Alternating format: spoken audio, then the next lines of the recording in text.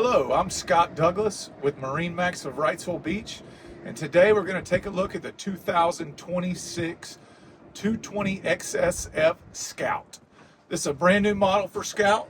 Notice we have the white 200 Mercury Verado on the back, some nice sea deck on either side, a really nice flip out bench seat here, folds, gets out of your way when not in use, live well built in here with a clear plexiglass panel in front, cooler built in underneath the nice helm seat, got some cup holders here across the back. Moving up towards the helm, you'll notice you have a split helm seat so someone can sit or stand with the leaning post, built-in Garmin electronics, SmartCraft vessel view here, Fusion stereo, and you also have trim tabs as well on this boat. New for this year, you do have some storage built in up here in the fiberglass hardtop. Now moving forward, you have a nice head compartment here on the port side.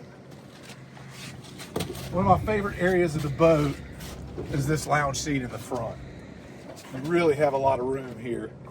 Great storage built in here under this lounge seat. And you also have dedicated anchor storage in the bow.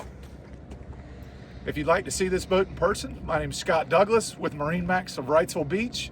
We can be reached at 910-256-8100.